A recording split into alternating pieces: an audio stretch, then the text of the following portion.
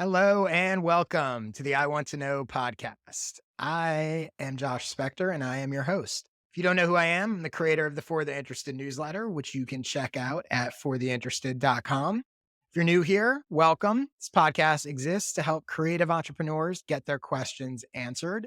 And here's how it works. Each episode, a different guest comes on. They ask me 3 questions. We spend about 10 minutes talking about each of them, and that's it. No fluff, hopefully lots of actionable tips and strategies you and they can put to use. On today's episodes, I'm going to talk a bunch about newsletters, email marketing, and other things that I've learned in the process of growing my business. If those kind of things interest you and you find what I say valuable, you should also check out my skill sessions at joshspector.com/sessions. Those are a series of 1 hour video presentations on things like how to grow your newsletter in 5 minutes a day, how to get clients, and how to define your niche. If you like my podcast, you will absolutely love my skill sessions. So again, I highly recommend you check them out. joshspector.com/sessions. Okay, today my guest is Kieran Drew. Kieran is an ex-dentist turned creator who shares ideas on how to make an impact and income by writing online.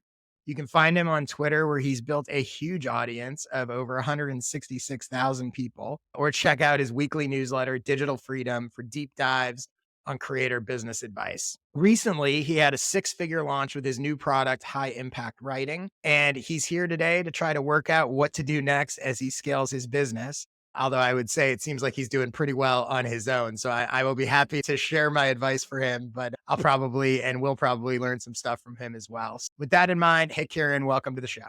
Hey man, thanks for having me on there. I've been fumbling around in the dark, mate. So if it looks like I have a clue, I don't. Yeah, you're doing a little more than fumbling. I think there's a lot of people who would kill to be fumbling the way you're fumbling. I forgot to ask you and forgot to mention in the intro. So when did you make the switch? How long have you actually been doing this stuff? Sure. So I started writing about 3 years ago. Well, I say writing, mate. I didn't have a clue what to do. I just knew I hated my career. I began just exploring curiosity, and I started trying to learn stand up, and I found writing through that. And first year was awful. So that was like 12 months. Didn't had maybe 1,000 followers at the end. And then so it's probably about 2 years in total where I've been taking it seriously. And I probably quit my job about 18 months ago now. Wow. Yeah. So there you go. So the first piece of advice for anyone listening is if you want to become a creator, go become a dentist. This is how the journey goes. Become a dentist and then eventually transition. It's a typical path. All right, let's jump into your questions. What is the first thing that you want to know? I think one of the hardest parts about being a creator is sifting through the conflicting advice, because everyone will tell Yeah. you the right way to do things. And what I've realized is nobody is wrong, but there's so much stuff going on that I'm trying to work out what's right. And basically the big one in my eyes now, so the newsletter's at 20K followers. I am on the fence between email marketing and the newsletter business model. And the newsletter business model is obviously getting more and more popular in the creator circle. I also love the email marketing side. Like, I think email Mhm. copywriters are brilliant. They should all be studied. And I'd love to hear your views, because I can't really quite get a clear answer as to the difference, what you should be focusing on, and can you just combine both? No, it's a great question. And I think there's a lot of confusion about it for a lot of reasons. And I think one of the reasons is everybody's using these terms in different ways. So it's like what email marketing means to one person is a newsletter to somebody else. And it's really interesting because when you have conversations with people, it causes lots of confusion. So that's part of the issue, just sort of the terminology. The other part of the issue is, to your point, and I love that you said like sort of nobody's wrong, because it's very similar to one thing I say is there are infinite ways to succeed. And I think so often people and creators especially are like, they think they're looking for that one path, when the reality is there are infinite paths. I think that's important too, because they go like, oh, I'm making a mistake. I have to do it this way. This is how Josh does it. This is how Kieran does it. You can do it your own way. You can succeed whichever route you want to go. You can lean into email marketing and succeed with that. You could lean into newsletters and succeed with that. You can certainly do both. So let me talk a little bit about sort of, in my mind, my definition of these terms, which I have found to be, I think, to be helpful and help give people some clarity about it. So to me, email marketing is designed to extract value from an audience, and a newsletter is designed to provide value to an audience. The irony is a newsletter is actually the most powerful form of email marketing. Again, not an either or, but I think when I'm using these terms as we talk about this, That's sort of what I have in mind. To me, a big differentiator is with a newsletter, the newsletter is the product. You might still sell other things through it. You might sell other products. You might sell your consulting. You might sell whatever. But in your own mind, the newsletter itself is the product, even if you're not doing sponsorship or advertising. There's all sorts of different business models. With email marketing, those emails are not the product. People are not signing up to get your emails. They're signing up for some other reason, and the emails are designed to get them to buy whatever, to promote whatever the product actually is. Another huge difference, a newsletter for the most part does not have an endpoint. Because it's the product, it's going on and on. You're sending it ideally at a regular consistency, regular frequency, whereas email marketing is the opposite, right? You're not emailing people every week necessarily. It's not going on forever. There's a sort of clear start and end point of what you're trying to do. Even if you're just sending sporadically, I'm only going to email people when I'm launching something. So maybe I'm going to send an email once a week for a month during this launch. Then they're not going to hear from me for a while. And I'm going to send emails again 3 months later when I have another launch or whatever. So understanding in your own mind, which of these approaches do I want to go down? What am I actually trying to do? If you think about email as a delivery mechanism, am I trying to use email to extract value from people? Am I trying to use email to provide value to people? Yeah. Okay. So that's sort of some general context. The biggest issue I see with this is I see lots of people who mix up the messaging. So they're actually doing email marketing, but they're promoting it as a newsletter. Yeah. So people are signing up expecting a newsletter and then they're getting email marketing messages and it goes sideways. Or the opposite, right? This is one of the reasons I'm not a huge fan of lead magnets in general. They sign up because they want the lead magnet and they sign up because they want the lead magnet. And then you're sending them a newsletter every week for the next 3 years. And they're like, what's this? I just wanted to get the guy's templates. So I think either way can succeed. But the biggest problem is your messaging and what you're doing to get people on that list to begin with needs to be aligned with what you're doing. Don't bait and switch people. So I basically built my whole list on lead magnets, not templates and stuff. It's like 6 high value courses for free. But in that intro email, I do set the tone where I'm like, look, get this course, etc. I will be emailing every Friday. I have a newsletter. And if you don't want that newsletter, then you're welcome to go. And yes, as you can imagine, my churn is a little bit high. But do you think I know it's not. I think it's okay as long as you're being clear. And I'd be curious to ask you, how many people opt out? Do a lot of people opt out and go, I just wanted this mini course. I don't want the thing? It doesn't really look like it too much, man. I've been trying to analyze it. I think because I'm obviously posting a lot on Twitter and these courses are plugging every single day. They see it, they don't quite take it straight away, but they're like, this must be good because it's everywhere.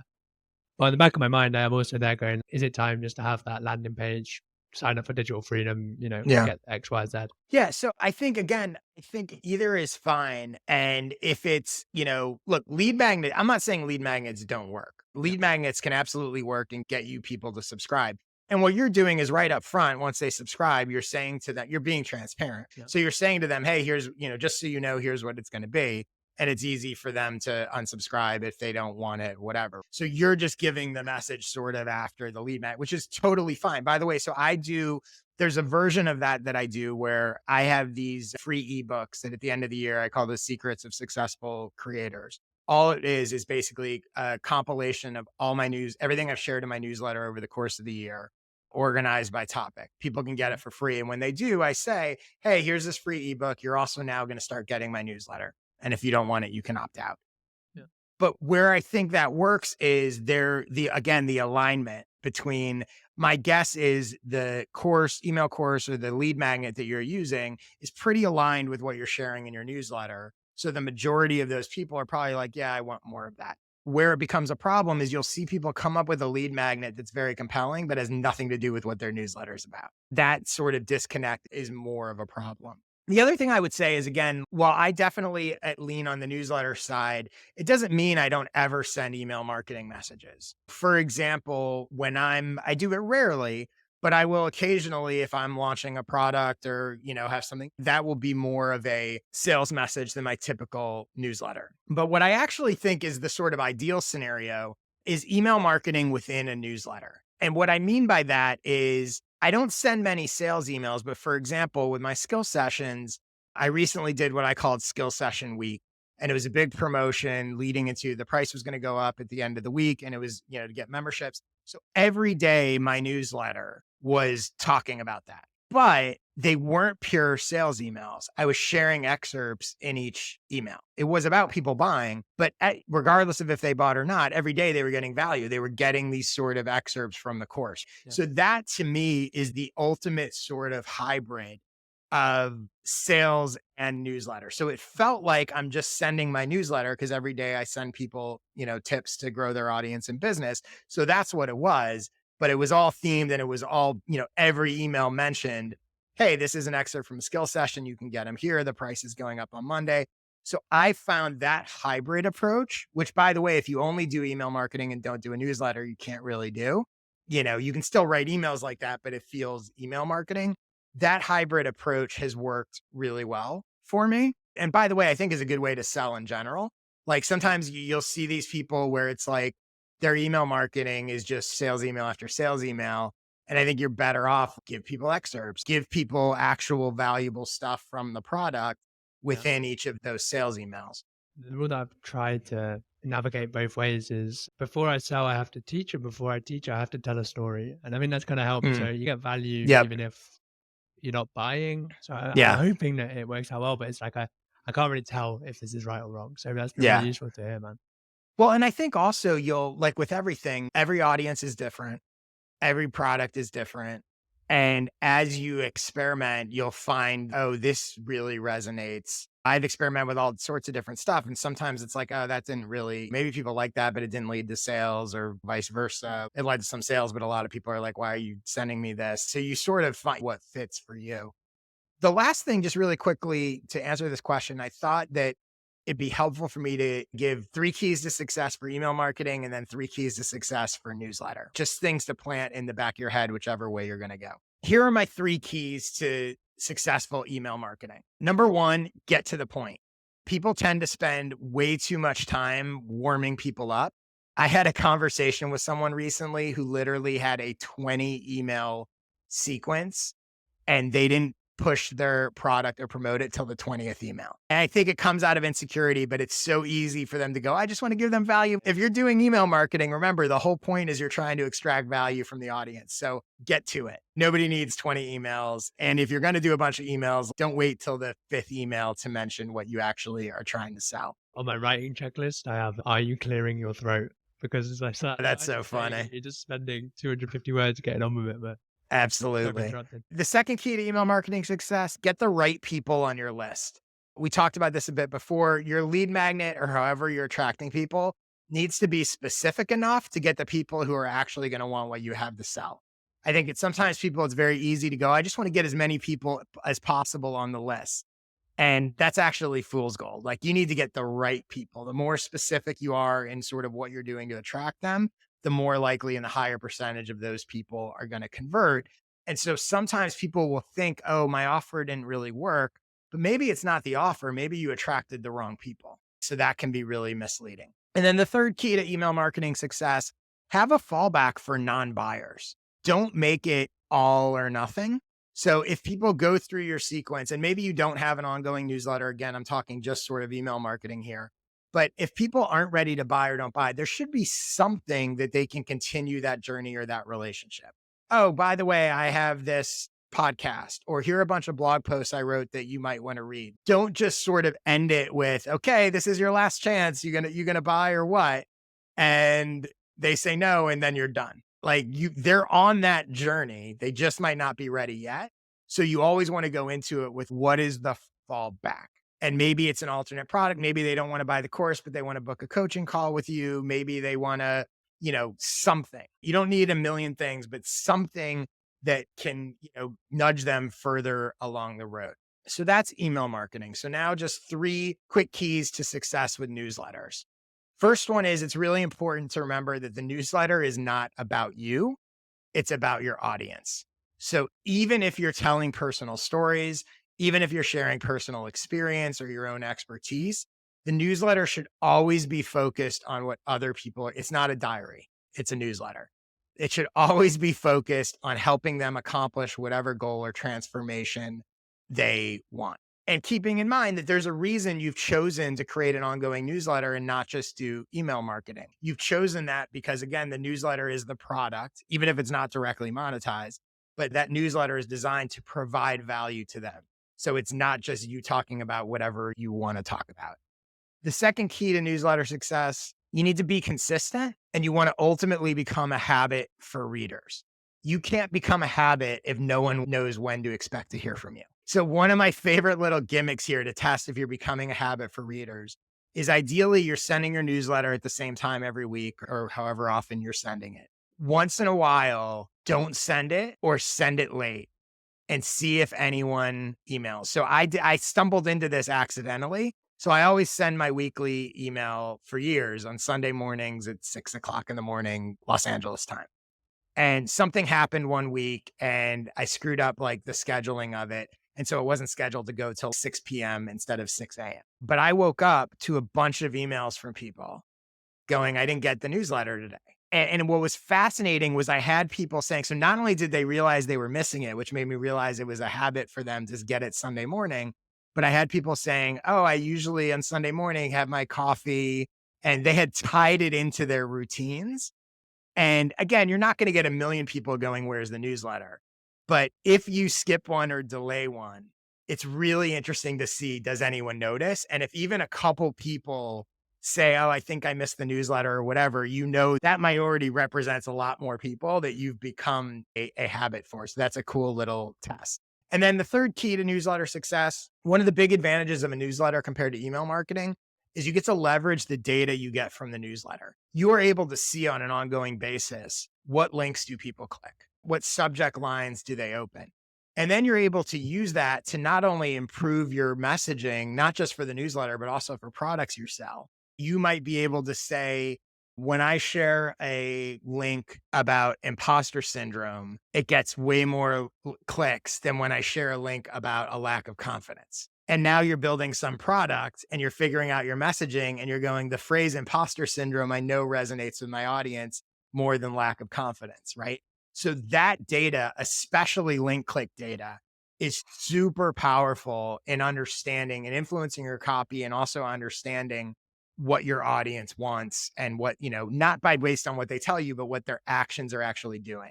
The other thing is obviously you can tailor messages by creating segments and, sending specific messaging to those people. So for example, a while ago, I ran a cohort called Inbox to Invoice that was teaching people how to use newsletters to get clients.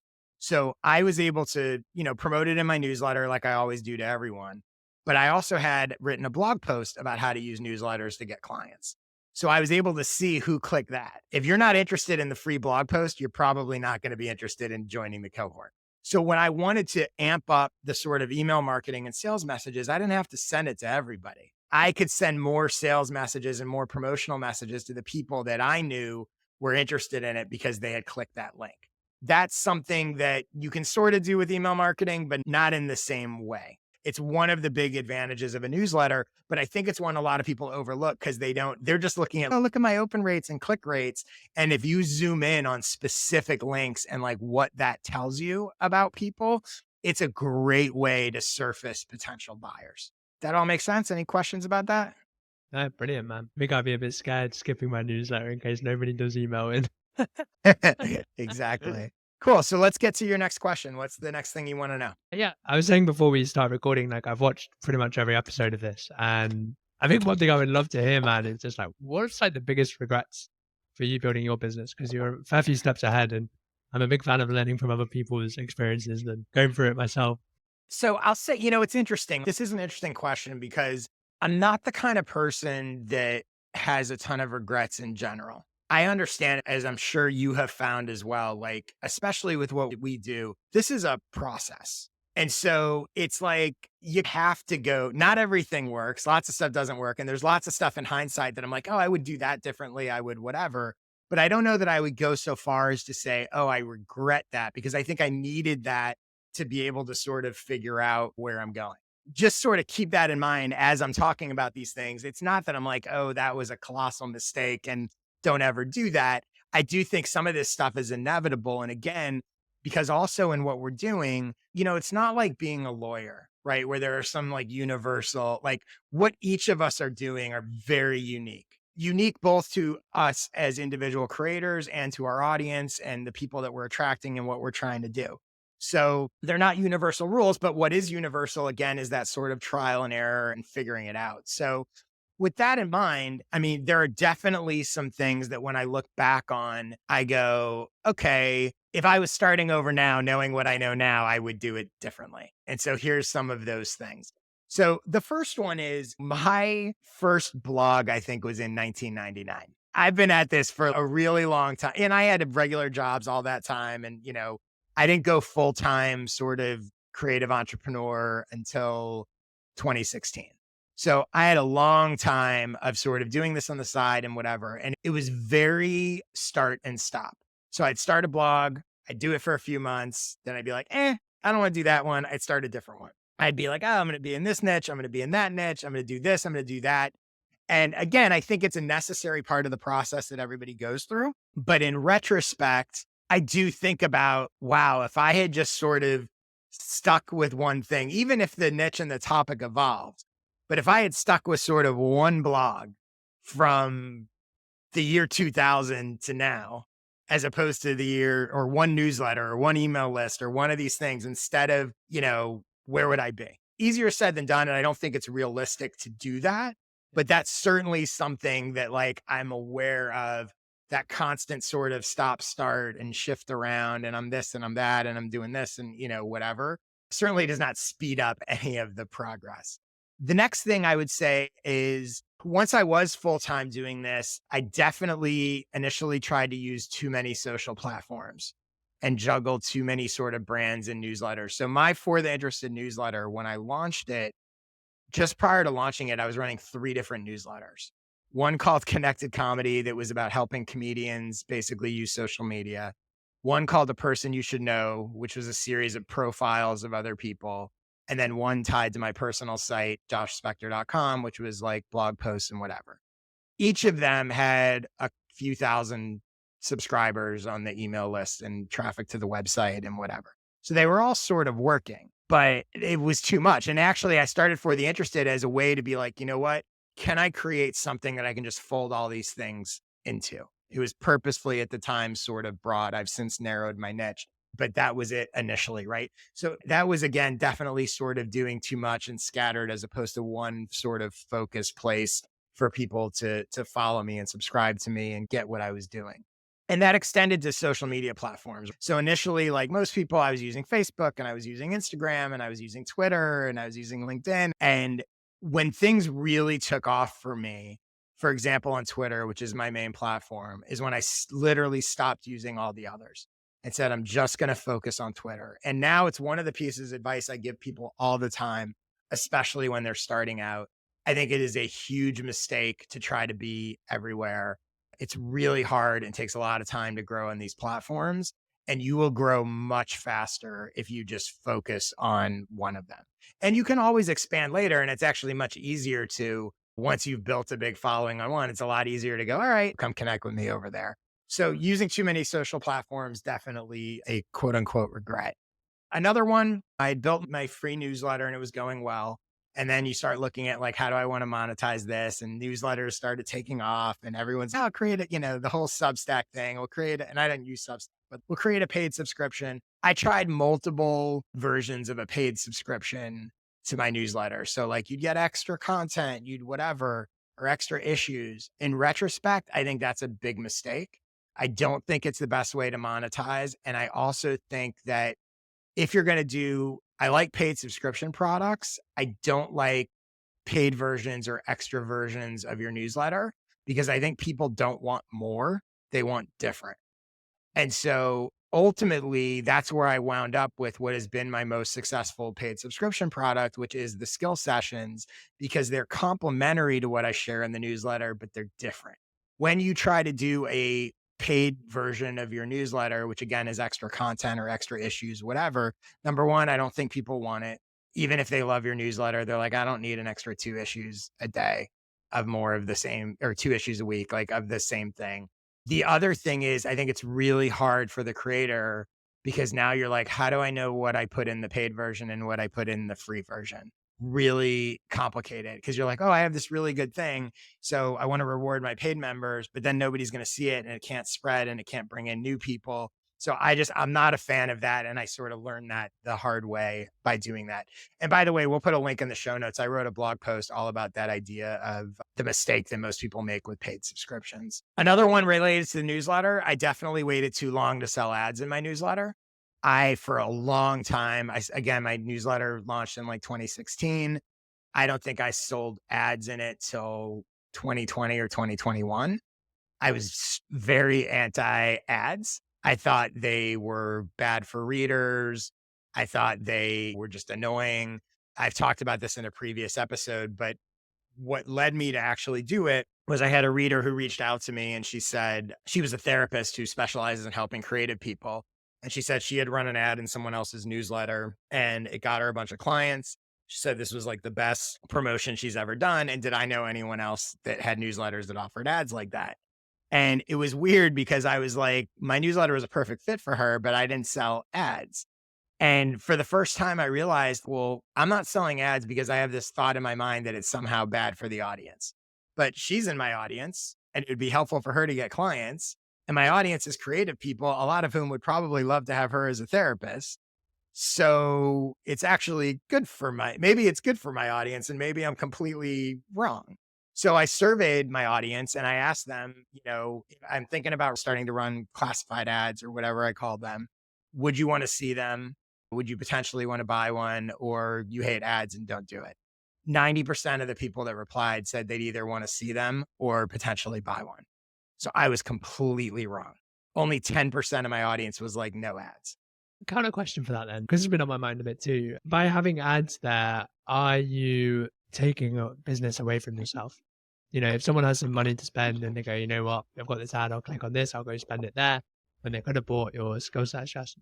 I don't think so because I think, and this gets into sort of products. If people are buying my skill sessions, they're not the only place you can learn how to grow your newsletter. They're buying them because they want to learn from me. That's so to me, my products are, yeah. And to be honest, it's funny that you asked that because it's never even crossed my mind because I think the stuff that I sell is even like a consulting call, right? Like they're doing that because they want to talk to me. You can get a lot, there's coaches and consultants all over the place, right? So I don't view that's never something that I worry about.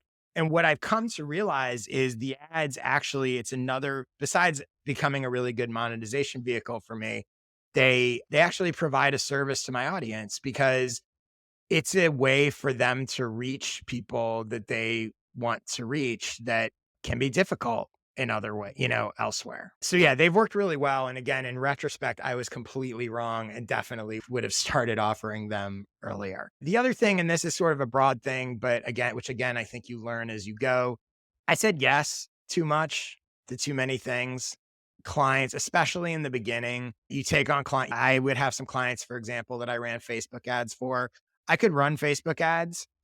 I didn't really want to do it necessarily, but in the beginning, you're like, oh, this is an opportunity and it's a client and whatever.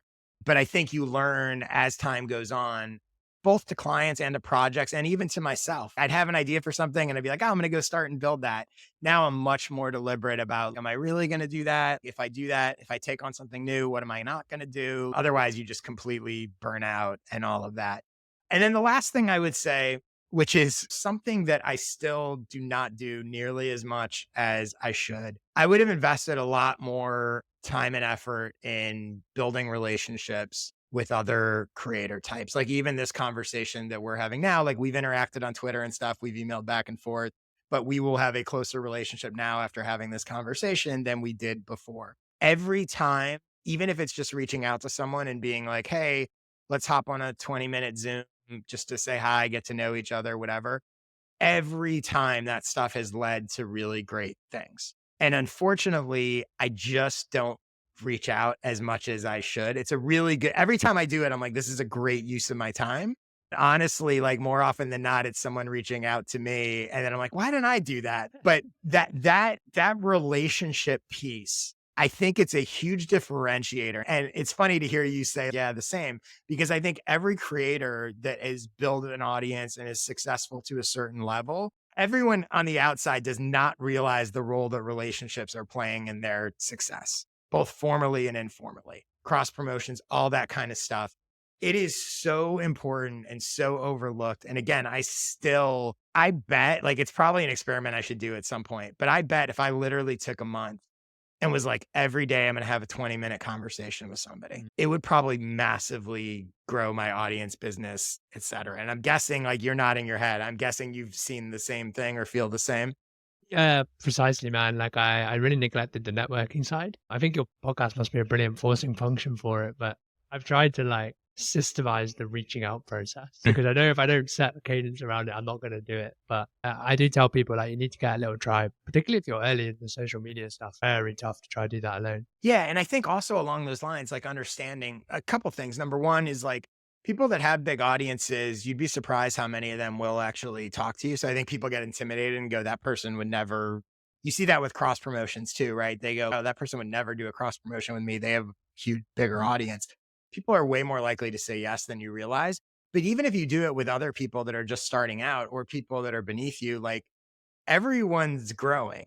So it's like that relationship with someone now who maybe is just starting out, a year from now, who knows where they're going to be.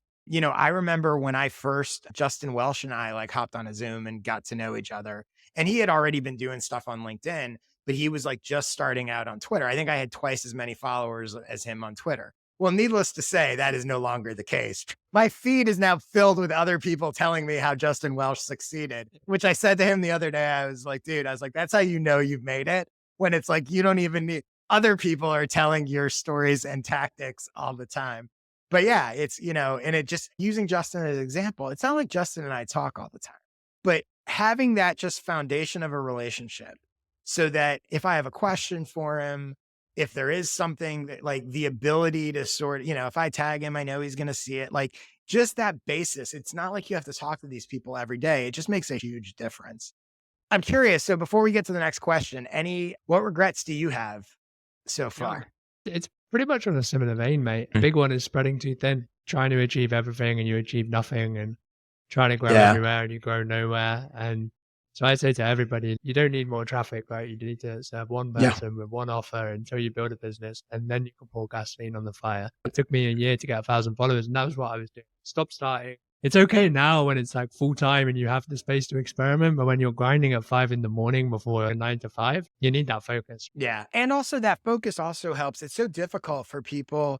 Everyone's so scattered and they're not paying attention. It's even understand like what you're about and what you're doing. If you're doing all these different things, like it's also hard for people to connect with you. It's much easier when they're like, oh, and again, it's one of the things that I think Justin has done brilliantly. Like his business is very simple.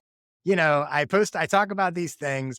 I have these couple courses and that's pretty much it. It's very easy to understand. Whereas a lot of people are like, I do this and I do that and I do that. And it's complicated.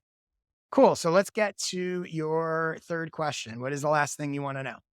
Sure, but this is something I don't really hear creators talk about enough, and it's spending money. I don't know if maybe because creators generally go for the organic approach, and so like you can build with great margins. But what I said to myself this year before the six-figure launch was that I would love to reinvest all my money for the Mhm. year to make stuff happen faster, better perception, whatever really. Obviously, it's hard when you get six figures in 4 days, but what do you think I or creators like me should be spending money on? It's funny. I love that you said like you don't hear about them doing that. And I think some of that is that they don't do it, but I also think some of it is they don't talk about it. So you'll see, I notice this all the time, especially when people are talking about like revenue numbers or sales or whatever. And I've had conversations with people where it's like, they'll go, oh, I had a whatever, $100,000 launch, but they failed to mention that they spent $80,000 on Facebook ads, right? It's like, okay, okay. And and by the way, like I'm not knocking it, but I think it skews. You don't see, to your point, you don't see a lot of people out there talking about this is the money I'm spending to do this thing. I had people over the past few months, I was investing in using Spark Loop to grow my newsletter. And so I had someone come to me and my newsletter over the span of a few months went from probably 25,000 subscribers to 40,000 subscribers. And someone came to me and was like, wow, congratulations. Like your email, like your newsletter's up to 40,000. Like it's really, they have no idea Yeah. that I was doing that. Right. They have no idea that I spent thousands of dollars to do that. Happy with So the results? I was, it's interesting. So I just joined the ConvertKit Creator Network. So I like Sparkloop a lot and I think it's really good. I paused my spending for the moment because I'm sort of recalibrating some stuff. And also for my own mind, I've increasingly gone to, okay, like my newsletter is pretty big. Do I want to spend that money investing in growing skill sessions, which actually like pay for itself? Like my focus now is more on converting my audience into paid skill session members. Yeah. That's my top priority as opposed to just like growing the free newsletter. That said, I probably will turn it back Mm. on at some point. I'm just sort of like taking a minute to sort of recalibrate and think about how I want to do stuff. Sparkly was on my mind actually, because one thing maybe similar to what you said, but the opposite. I've built my entire audience like, organically, right? From Mhm. threads and tweets. And I was like, well, actually, what if you stop doing that and you can pay $2 per subscriber and you can then Mhm. invest time into selling your course? Is that the smart play? I mean, I definitely think, and I also think to me, like it's never an either or. Yeah. So, like, I'm a big believer in let's experiment a little and let's see what this looks like. And let's, especially once you have a product and you can run the numbers and get, it's very difficult in our space to get sort of exact numbers of, even for me, when I go, okay, well, what's a free newsletter subscriber worth? Well, X percentage will get my skill sessions and X percentage will book a clarity call with me and I sell ads. It's very difficult to hone in on an exact number. But what I did when I was sort of thinking about it is I would be like, okay, let's say I spend $5,000 getting subscribers. And let's say I did it at $2.50 a subscriber, making Yeah. this up. So I'm going to get 2,500 subscribers for $5,000. So then I go, okay, what do I need out of those 2,500 people to get my $5,000 back? Just hypothetically, I would need X amount to book consulting calls. I would need X amount to buy my skill sessions. Let's say, it keeps the value of my ads or maybe makes the value of my ads a little bit higher, whatever. Here's what I need. And then I would sort of ask myself hypothetically, like, how likely is it that out of those 2,500 new people, those things would happen? If in my own mind, that's sort of even close to break even, then it's probably worth doing because I got all those other subscribers. So that's a sort of not exactly scientific, but sort of Yeah. unscientific ballpark way to go. So like with you, with your course, you could go, okay, if I got 2,500 new subscribers, I theoretically, X number of them are going to buy my course. It's going to cost me this. Is that worth it? And by the Yeah. way, it might be worth it even if it's at a deficit. Obviously, ideally, it's profitable. But even if it's at a deficit, right? Let's say it costs you $5,000 to get 2,500 subscribers, and you think that 2,500 subscribers is going to make you $4,000. So it's a net minus $1,000. Yeah. But you might go in the grand scheme of things, I'm paying $1,000 to get 2,500 subscribers. That still might be worth it, right? I think that's the sort of calculation to make, or at least how I think about it. I do think, sort of jumping back to your question, that I absolutely think most creators do not financially invest enough in what they're doing. Yeah. And I've got 5 specific things that I think are worth investing in for almost any creator at any level. So the first one is I definitely think paying to promote your content, especially in the beginning when you don't have a big audience, is absolutely worth it. I am amazed that people are willing to invest 100 hours writing their newsletter and won't spend $100 for people to see it. It's crazy. If you're creating things, you have already invested a significant amount of time and effort into doing it. And if you're starting out, especially, you don't have a big audience, just because you only have 100 Twitter followers and you didn't get any action on your thread or your whatever, doesn't mean it's not good. It just means nobody saw it. So spending some money to promote the actual content is definitely a good investment, in my opinion. And also because you can target the exact people that are going to be interested in that. This is the other mistake. A lot of times you'll see people, they'll run an Instagram ad or they'll do whatever, and they're just doing this broad targeting. It's no, get super specific. If you have a blog post about what it's like to be a father of a newborn, you better only be targeting men. And on Facebook and stuff, you can actually target men who have kids that are between a certain age. The whole thing that makes social media promotion ads valuable is the ability to hyper target. So I think a lot of times you'll see people, they're like, oh, I'll just boost this post to random general people. That's a mistake. The second thing is, I think hiring logistical help on some level is a really good investment, especially if you're a solopreneur type. It doesn't have to be full time, it doesn't have to be part time, but there are certainly things that you are doing that are repetitive and basic and simple that you don't need to do.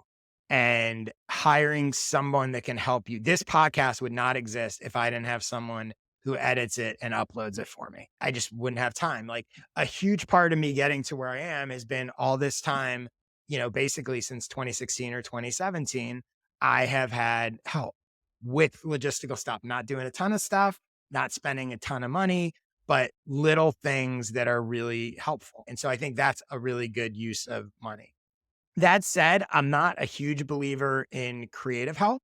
So I've never paid, nor would I pay for somebody to write social posts for me. Now, again, I view myself as a writer and creator, right? If you're not, maybe that's a different story. But in general, I think you don't want to pay people to do the things that you're supposed to be good at.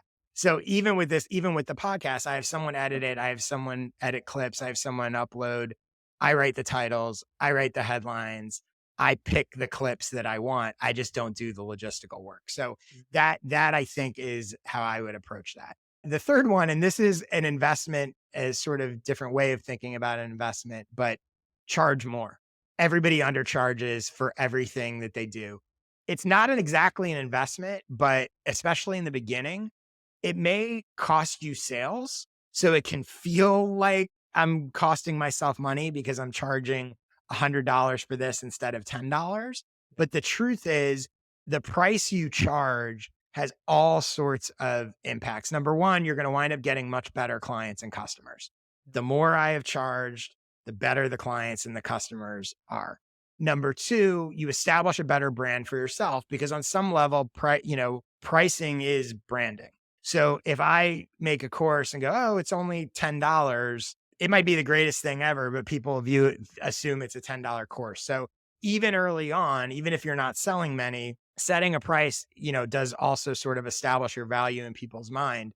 And then the third part of that is, if you're going to do this long terms, it gives you a better chance of sustainability. You're not going to make $100,000 a year selling $10 courses. You're just not. And if you are, you're going to need a massive audience, which is going to take you a long time to build. So I think charging more is really, really important, even if in the short term it costs you money. The fourth investment, I think I would say, is books over courses. And yes, this is ironic. I know you have a course. I sell skill sessions, which is sort of course like. I'm not saying there isn't value in courses, but I will say that most courses are not worth the money, especially if you look at, and I know this is ironic. I just told you to charge more. And now I'm saying most courses aren't worth the money. Most courses are also bloated. You don't need 5 hours of videos and even cohorts. I know that's like a whole other thing, but do you really need to meet every Wednesday for 2 months to figure out how to do this thing? So, whereas most books, and again, these are generalities, but most books are worth way more than they cost. So I have bought courses, I buy books all the time.